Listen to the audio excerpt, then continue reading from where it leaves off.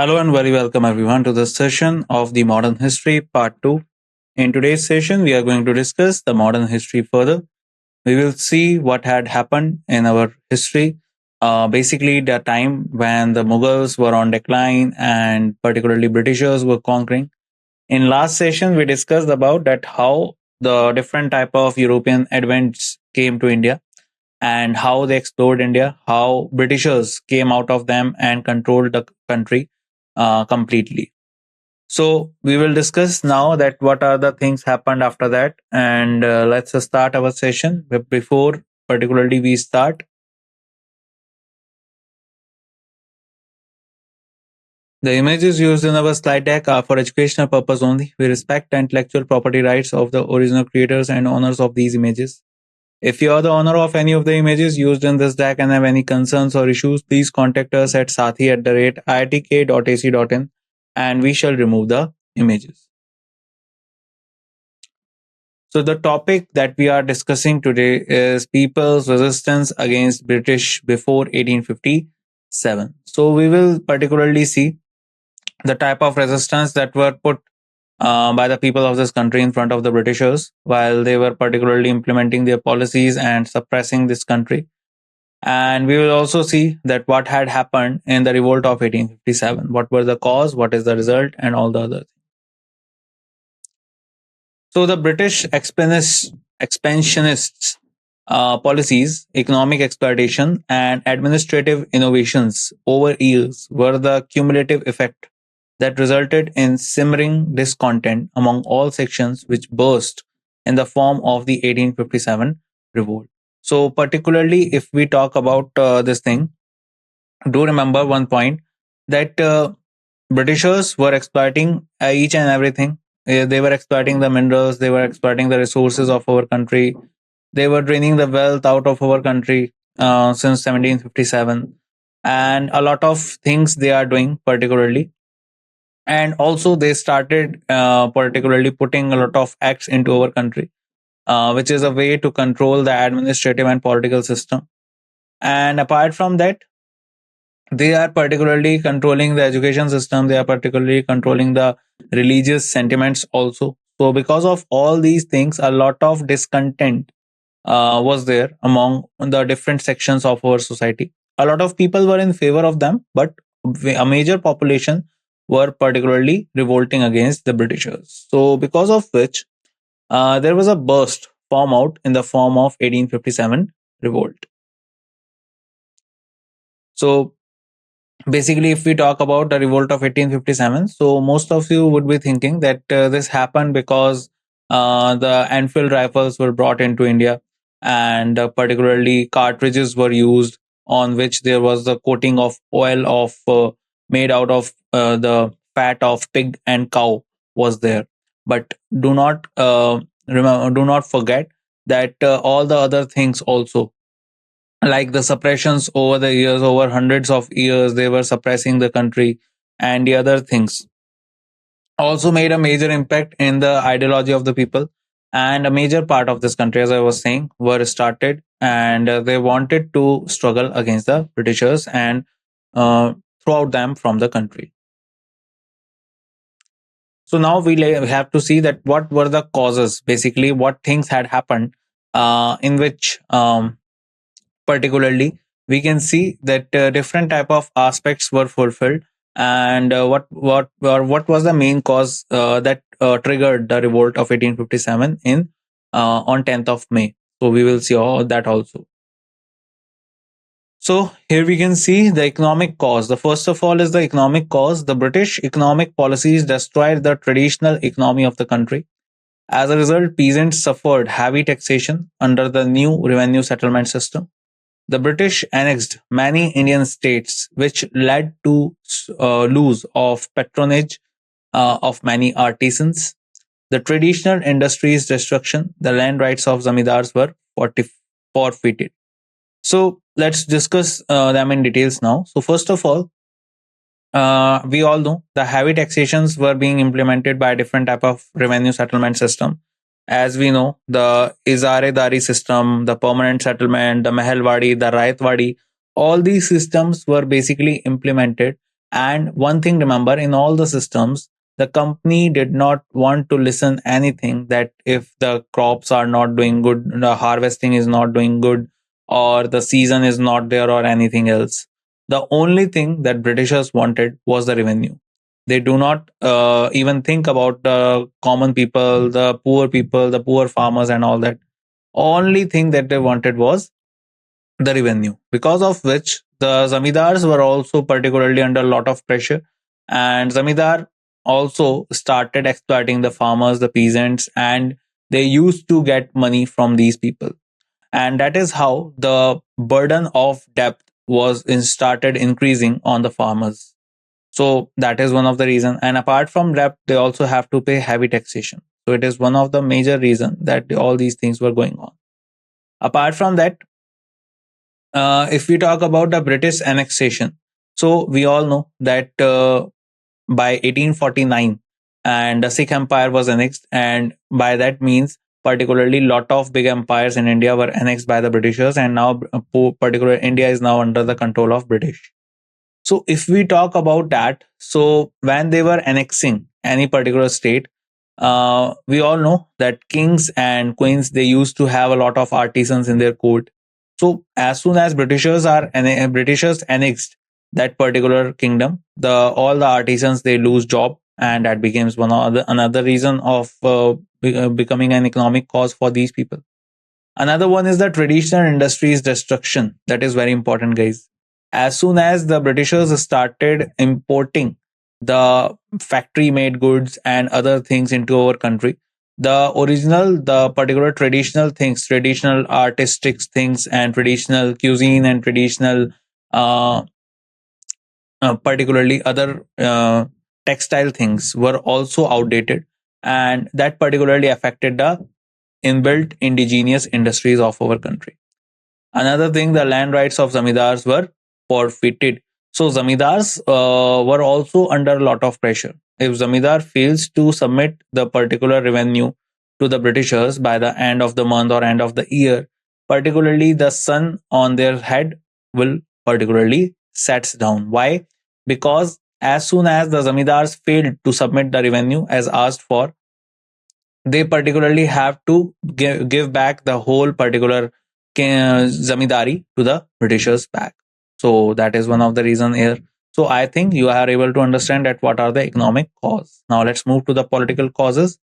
So socio-religious affairs of the Indian public were interfered. So if we talk about the social religious affairs, so we have a lot of examples regarding that. Firstly, the sati practice. The sati practice was basically prohibited under the governor generalship of Lord William Bentinck with the help of Raja Ram Mohan Roy. We all know it is a bad ritual, but for the people of our country at that time, it was a sacred thing. It was a religious and social thing. So they did not want it to end by the Britishers. Apart from that, Ishwar Chandra Vidyasagar, with the help of Lord Dalhousie, he particularly started the remarriage thing for the widows of our country. So that is another social religious practice that affected by the intervention of Britishers. So basically all these things are happening, and Indian public are thinking, they are particularly okay with this, that the bad rituals are going away, but they are also thinking that Britishers, who are Britishers to interfere into our things. So that becomes one of the bone of contention between the Britishers and the Indians. Another is the doctrine of lapse and subsidiary alliance forced people for the revolt. So if we talk about the doctrine of lapse, so basically doctrine of lapse was brought by Lord Dalhousie, and it was basically officially brought in 1848. And under this particular doctrine of lapse, if any particular kingdom, the king has died and he has not left behind any particularly subordinate, or we can say any particular hire apart from him.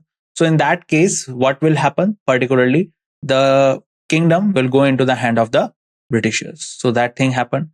And subsidiary alliance, if we talk about, so subsidiary alliance forced people for the revolt. So subsidiary alliance, if we talk about, guys, so basically It was brought by Wellesley. Lord Wellesley brought subsidiary alliance, and subsidiary alliance under this, we also talked in the last session also, that what they used to do is they get the king into the pact, that king will not be able to hold any army, king will not go into any kind of pact with the neighboring states, or king will not particularly go into the fight with any particular neighboring state. All the things that are happening in this kingdom will happen according to the Britishers. So that was basically the subsidiary alliance. After that, the improper governance system of the British. So Britishers were basically taking the kingdoms into their hands, but their governance process is not very good. And that is another reason why the people of that particular state or kingdoms are not happy with the Britishers. Certain rights given to Mughal rulers were also denied. So, particularly if we talk about Mughal rulers, so Mughal rulers after the Battle of Buxar have basically lost any kind of power with them. And if we talk about the Mughal rulers, so they are particularly also being denied a lot of rights that should be given to them. Pension is also limited, that is given. So that became also another reason for the Mughal king and also the people associated with him to do a kind of a revolt against the British.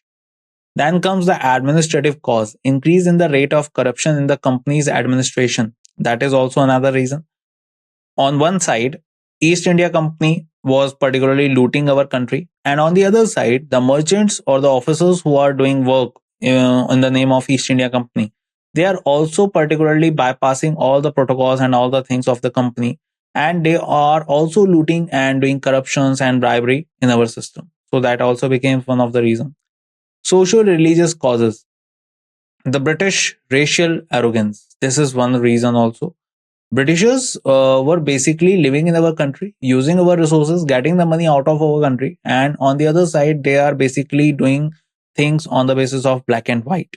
They are particularly so racial that they did not even particularly want to sit beside us. So that is one reason. After that, Christian missionaries increased their activities. So basically, in the Charter Act of 1813, a lot of things happened, and apart from that, the Christian missionaries were also particularly introduced into our country.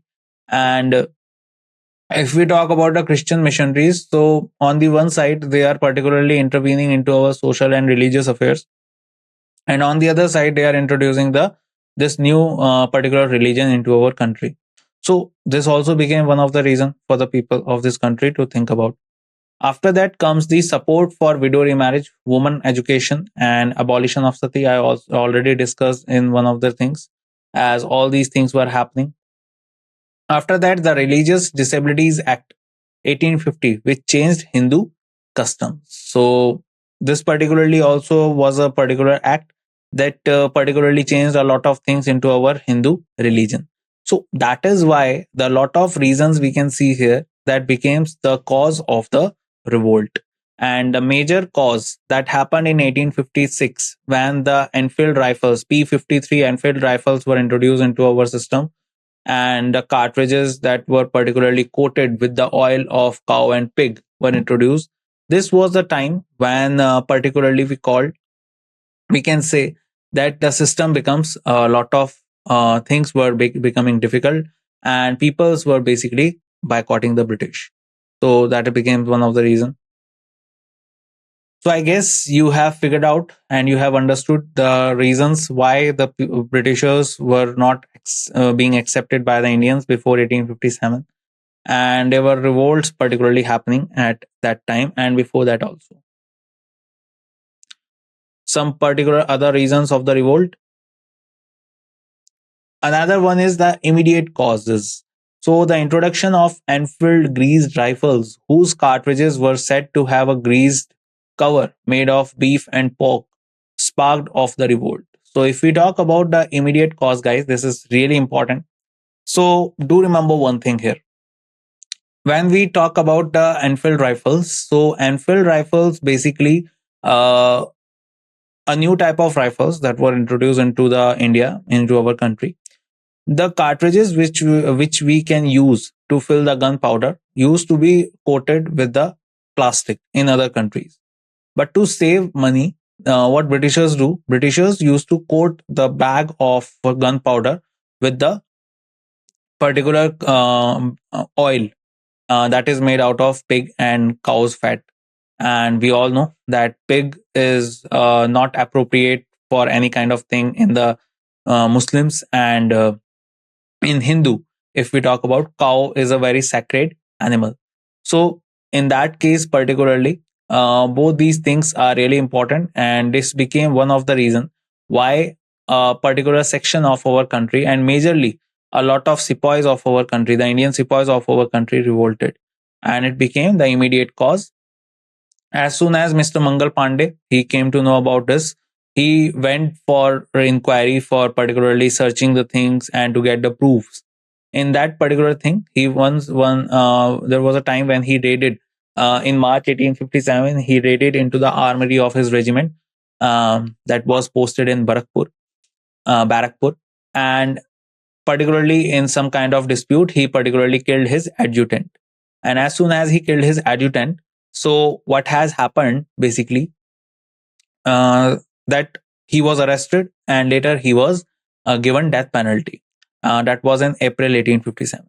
But this particular event of Mangal Pandey sparked the outrage into the Indian sepoys who are working in the British army in different places, and this spark became a fire in Meerut.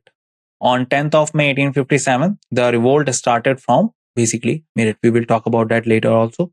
Another one is the influence of outside event. So the serious losses suffered by the British, the first Afghan War, the Punjab Wars, Crimean Wars, Santhal Revolt, all these also became one of the reasons in these particular regions that why the people are not want did not want to work with Britishers, and they start revolting against the British system in our country.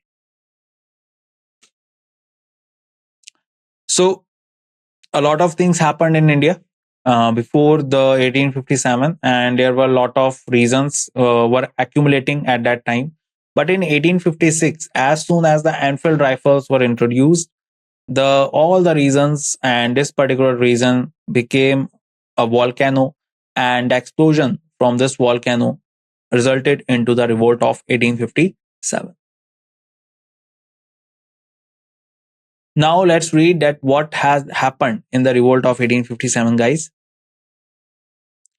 So the beginning of the mutiny. First of all, we see that how the mutiny was started, and basically there were a lot of different type of names we can call for the revolt of 1857. If we talk about this revolt, so it is known as the Sepoy Mutiny. If we talk about it also, it is also sometimes known as the uh, First War of Independence, as it was called by Mr. Veer Savarkar in his book. And apart from that, particularly the Prime Minister of Britain at that time, Palmerston was the Prime Minister at that time. He called it a mere mutiny of sepoys. But on the other side, the opposition of the British government at that time, he particularly called it a national revolt. So there are different names that are called for the revolt of 1857. So let's read out that what happened during the beginning. So on 29th March 1857 at Barakpur near Calcutta, Mangal Pandey, a young Indian Brahmin sepoy from 34th Bengal Native Infantry, refused to use greased cartridges.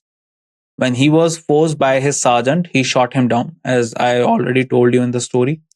On 10th May 1857, the rebellion started in the form of mutiny of sepoys of the company's army in the garrison town of Meerut, which is 40 miles northeast of Delhi. It then bursted into upper Gangetic Plain and central India into other mutinies and civilian rebellions. So all these things happen particularly in the beginning of the mutiny. And as I was saying, the death of Mangal Pandey basically sparked the thing. So do remember one thing. If someone asks you that who started the revolt of 1857, the answer is not Mangal Pandey. Mangal Pandey became one of the reason why later this revolt was started. But the thing is, he brought these things into limelight. He became the whistleblower at that time. And as soon as he was given death penalty, a particular outrage was sparked between the sepoys, between the Indian sepoys who were working in the British Army at that time.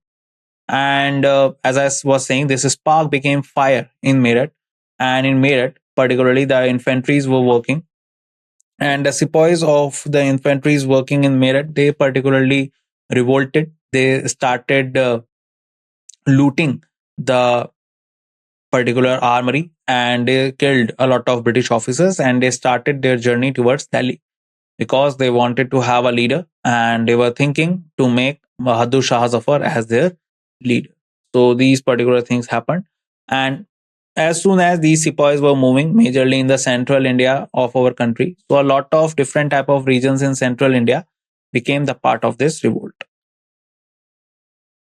So I guess this point is also clear that how the beginning of how the revolt of 1857 was basically started, and what was the basic reason behind it. Now let's talk about the sepoy mutinies. So first of all, the reasons that why all the things happened. So discrimination in payment and promotion. So earlier we discussed about a different type of reasons happened, and how those reasons were affecting different type of people of different sectors in our country. But on the other side, if we talk about the Sepoy mutiny, why the sepoys were so sparked from the with the behavior of Britishers? Because the first thing is discrimination in payments and promotions. Do remember that the Indian sepoys working in the British Army were not allowed to have promotions. They will remain to the position of JCOs, you can say, or Subedar, and all these type of positions. They will not be promoted to the officer rank. First thing. Another thing, that the payment they are getting in India and in overseas posting also was way too low. Another thing, if we talk about, is that they also were forced to avoid the religious rituals they are doing. As for example, the Muslims were asked to cut down their beard, and the Hindus were asked to remove the tilaks and the particular um, raksha mantra in their hands, and any kind of tattoo that is associated with the religious things. So all these type of things were particularly banned for the Indian sepoys. So first thing is discrimination in payments and promotions. Mistreatment. This is also very important. Particular armies, they have British sepoys, Indian sepoys. The facilities for the British sepoys are way too good. The food that is given to them, the clothes that are given to them as a uniform, and all these things are regularly cleaned up, and a very clean type of food was given. But for the Indian sepoys, the food that has been served was way too low quality. And particularly if we talk about the things uniforms and other things were also very dirty. So mistreatment was regular in between the sepoys. Refusal of the government to pay foreign service allowance while fighting in remote areas. So if we talk about this one, so there was a refusal of the government to pay to the foreign service, as I was saying, alliance while fighting in the remote area. So any kind of person who has been posted to any kind of position, like the Afghan war was going, and a lot of Indian sepoys were posted in this area and the Afghanistan area, but they were not given any kind of alliance or any kind of posting alliance or anything. That is why that is also was one of the reasons. Religious objections of the high caste Hindu sepoys to Lord Canning's General Service Enlistment Act 1856, ordering all recruits to be ready for service both within and outside India. So one more thing, remember that in Hindus, at that time there was also another thing that was called Kala Pani. You must have heard this word Kala Pani, associating it with cellular jail, but do remember that it has a religious significance. So Kala Pani basically means that Hindus at that time were not allowed to cross a sea or any kind of water body. So at that time particularly, it was against religion. If you are crossing any water body, so it was against the religion. So that is why under this particular act, the Hindus were also to be given the foreign services, or particularly posting in the foreign wars and something. So Hindu, particularly the Hindu sepoys, they revolted that it is against their religion and they do not want to go to any kind of foreign post. Leaders and their centers. So now we will see the particular leaders who were particularly doing a lot of things, and if we talk about that, how, where they led the revolt and who suppressed them. So we will see one by one. So in this list, you can see on one side we have leaders, the place, and British officials. With the word British officials means those British officers who suppressed these leaders. So, firstly, if we talk about the first one, Bahadur Shah II and General Bakht Khan. So, do you remember when I was telling you the story? On 10th of May 1857, the sepoys of British Army at that time, the Indian sepoys of British Army at that time, they revolted on 10th May 1857 and they started their journey. They started marching towards Delhi. As soon as they reached Delhi, they killed a lot of British officials there also and they entered into the Red Fort. As soon as they entered into the Red Fort, Bakht Khan came to the Bahadur Shah II, that was Bahadur Shah Zafar, and told him that Indian sepoys are waiting in the courtyard in the particular hall and they wanted you to become the leader of this revolt. So, after a lot of dealings and all the other things, particularly Bahadur Shah Zafar agreed to become the center or to become the leader of these sepoys. And along with him, General Bakht Khan was also there, as Bahadur Shah was at the age of 80 at that time. So it was not possible for him to particularly handle all the things. So General Bakht Khan was also there. So they both started this revolt in Delhi. And later, this revolt was suppressed by John Nicholson, William Hudson, and James Outram. So do you remember one more thing that in September 1857, the revolt was started in May 1857, and in September 1857, Bahadur Shah Zafar was basically captured by John Nicholson, William Hudson, and the other officer from the Humayun's tomb. Remember that. And along with his sons, he was particularly captured from Humayun's tomb, and he was sent to Rangoon. There was also another jail in Rangoon, and he was sent there. And his sons were killed at Delhi Gate. So that is how the Mughal Empire basically ended in 1857. After that, the next leader is Begum Hazrat Mahal, Lucknow, Colin Campbell. So let me tell you a story behind it also, a little story there is. So Begum Hazrat Mahal was the wife of Wajid Ali Shah. Wajid Ali Shah was basically the Nawab of Awadh, and Nawab of Awadh was forced by the Britishers to come into the doctrine of lapse. Why? Because Wajid Ali Shah was there, was alive.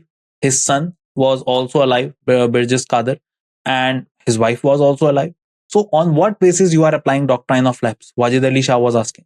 So, Britishers said that the misgovernance is going on in Awadh. So, do remember that Awadh was annexed on the basis of misgovernance, not on the basis of doctrine of lapse.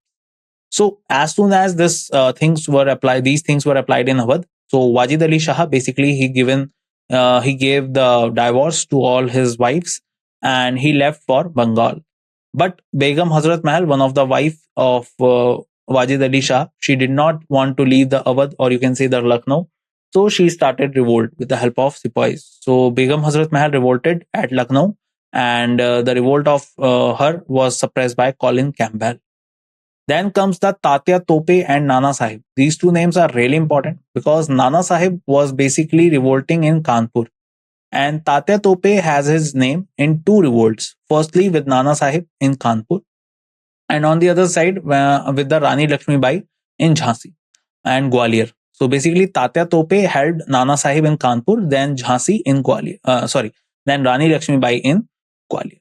So I will tell you that story later. So Nana Sahib was none other than the last Peshwa of Marathas, who was particularly forced to live in this Kanpur area in Bithur. After the Anglo-Maratha wars happened, and after that the Peshwa was transferred from particularly the Pune area, the Maharashtra area, the Bombay area towards Kanpur area. Why? Because they wanted the Peshwa to be separated from the regional politics. And later on, after Bajirao II, Nana Sahib became the next Peshwa, and he was the last Peshwa of Marathas, basically. and he revolted in Kanpur along with his general Tatya Tope. Tatya basically means general. It is a position, and he was particularly the person who trained Nana Sahib, that was basically the Dhondu Pant. And apart from him, Rani Lakshmibai was also trained by Tatya Tope.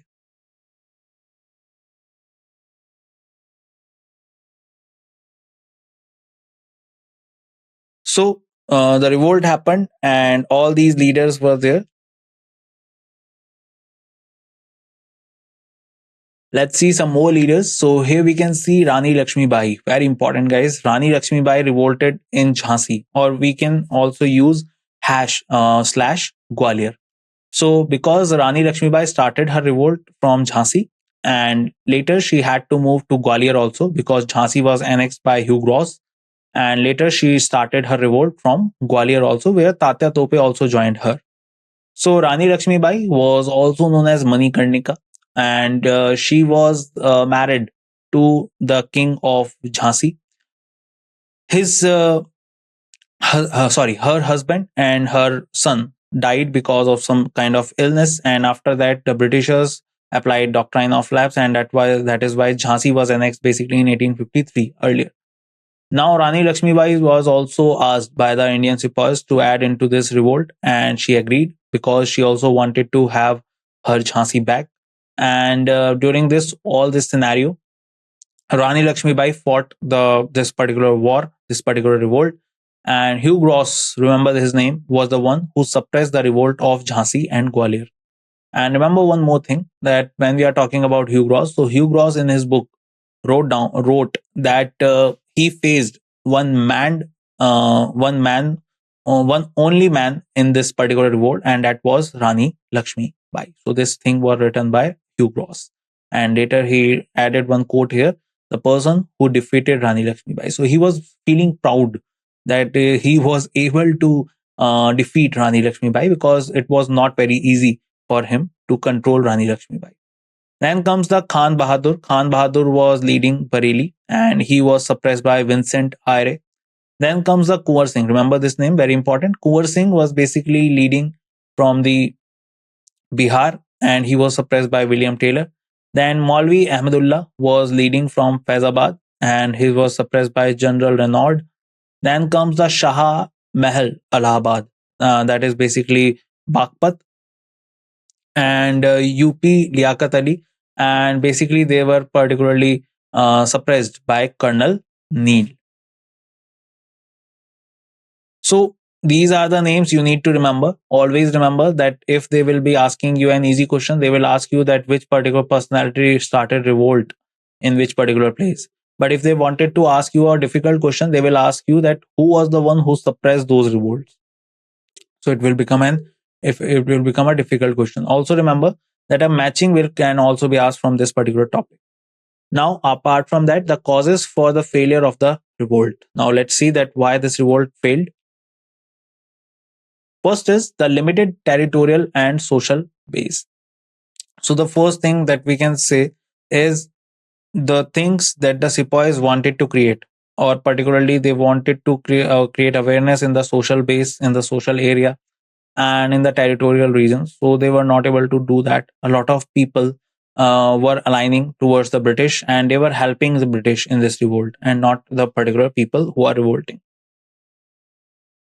All classes did not join, as I was saying. Particularly the people from different classes, the kings, the zamidars, and lot of different type of peoples, they did not join this revolt because they had in their mind that particularly if the Britishers will win, they will go in favor of British only, and that is how they will get their profit. That they will help Britishers in this revolt.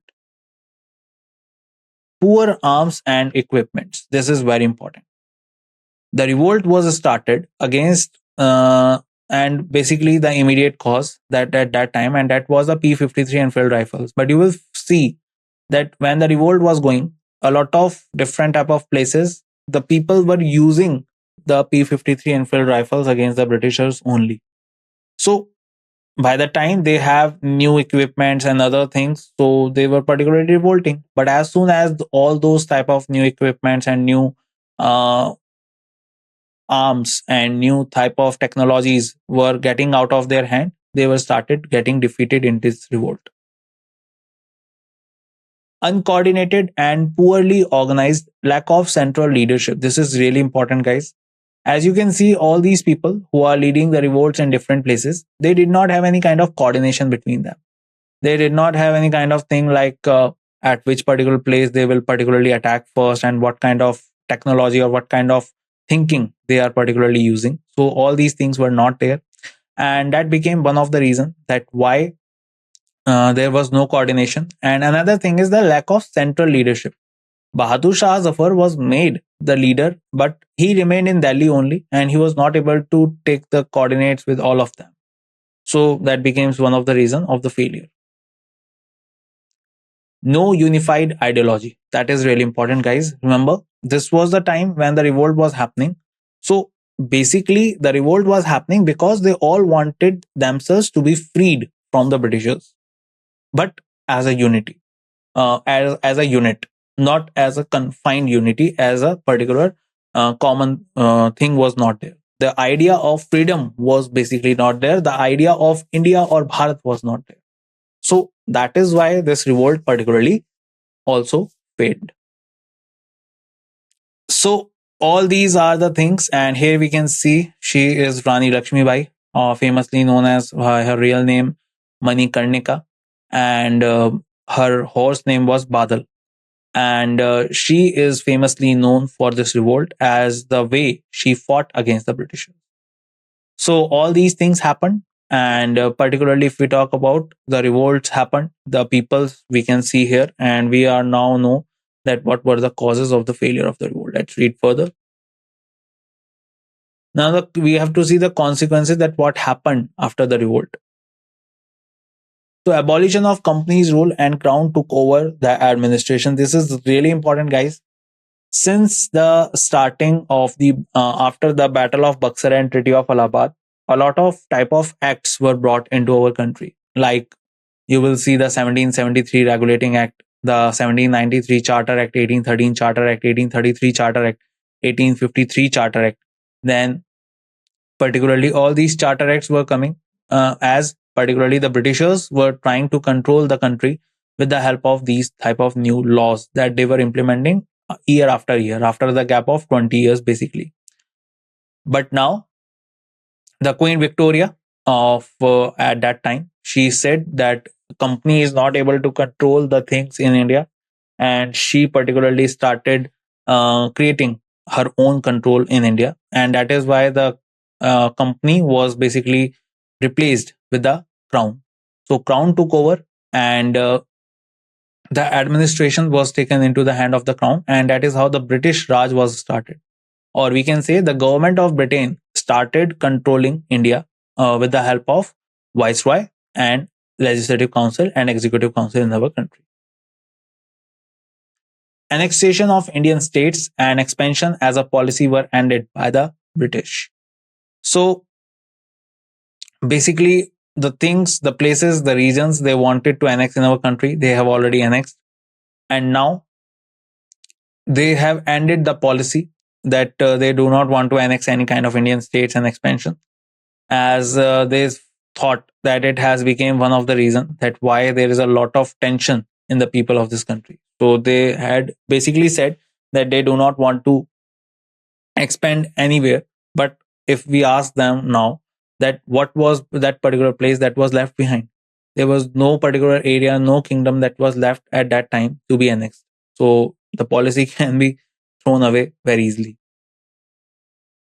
Army was thoroughly reorganized by the British based on British military policy, division, and counterpoise. So they also started creating a lot of kind of divide and rule thing into the regiments also. Britishers knew one thing, that their British sepoys will be in their hand, will be in their control. But now they have to control the Indian sepoys. And during the revolt of 1857, they saw one very important thing, and that was the Hindu-Muslim unity at that time. So because of this, they started creating division and counterpoise policy into the British army also, but that is only between the Indian sepoys. Increase in racial hatred between the ruled and the ruling classes. So a lot of things were also started, like the recognition to the kings and the officials became really important. And people, particularly like if we talk about the Britishers, particularly started creating a lot of racial discrimination between the ruling class and the peoples ruled by them. White mutiny. Because of the cancellation of bhatta that they used to receive earlier, there was a resentment among company forces to transfer their allegiance to the British Army. So basically, they used to provide a lot of allowance to the British army officers also. But as soon as that particular alliance was cancelled, that bhatta was cancelled. So a basic contention, bone of contention, was also started in between the British sepoys. That is why a white mutiny was also started at that time. Views on revolt. So let's see that what are the different views on this revolt. So according to D. Savarkar, it was the first war of Indian independence that particularly happened. And as I was saying, Mr. Veer Savarkar was the one who wrote this book and called it the first war of Indian independence. It was described as the war of nation's independence by Tarachand. So another author, he was saying that it is the war of nation's independence. According to R.C. the Majumdar, revolt of 1857 of independence was neither the first nor national nor a war of independence. So I hope you know the historian Majumdar. He was also associated with the discovery of Indus Valley civilization, and he called it that the revolt of 1857 of independence was neither the first nor national nor a war of independence. As per Surendranath Sen, it began as a fight for religion and end as a war of independence. So basically, Surendranath Sen has his own view that he was saying that the revolt was started as a fight for religion because the revolt was against the use of Enfield rifles. And why against Enfield rifles? Because they were using the fat oil of pigs and cows in creating the coating of cartridges. So that is why he was saying that it was a fight for religion, but later ended as a war of independence. So here we can see these are the different views, and I already told you about the Prime Minister Palmerston. Remember this point, write down this point, that at that time the Prime Minister of Britain was Palmerston, and he said and he called this revolt a mere mutiny, but the opposition against him in the British House of Commons called it a national revolt. So let's read some more consequences, guys. Important Sepoy mutinies before 1857 revolt. So this was not the first mutiny happened. Before the 1857 revolt mutiny, a lot of different mutinies also happened in our country. Let's see. So first was Vellore mutiny, that was 1806.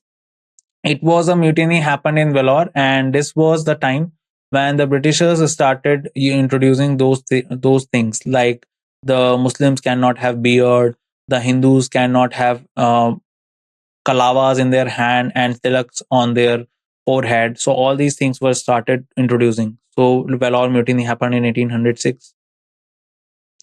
Mutiny of the 47th Native Infantry Unit 1824. So basically a 47th Native Infantry of unit also revolted in 1824, and that was certain because a lot of things were happening. So small revolts were also happening at that time. Revolt of Grenadier Company, Assam, 1825. So a Grenadier Company basically also revolted, and that was based in Assam in 1825. Mutiny in Solapur, 1833. So 1833 was the time when the Charter Act was also came, and at that time the Governor General of our country was William Benedict, and under his Governor Generalship, the mutiny of Solapur happened. Mutiny of 34th Native Infantry Unit, 1844. So before the 34th Native Infantry of Barakpur started the revolt, the 34th Infantry also revolted in 1844. Mutiny of 22nd Native Infantry Unit, 1849. Mutiny of the 66th Native Infantry Unit, 1850. Mutiny of 37th Native Infantry Unit, 1852. So here you can see there's a list of Sepoy mutinies happening, and particularly Sepoy mutiny basically means that all the Sepoys are getting together and they started revolting. That they do not want some things to happen into their companies, into their units, and because of which they started revolting. So in all these units, in all these revolts or mutiny, basically Britishers, by hook or by crook, they have suppressed all these mutinies. But in 1857,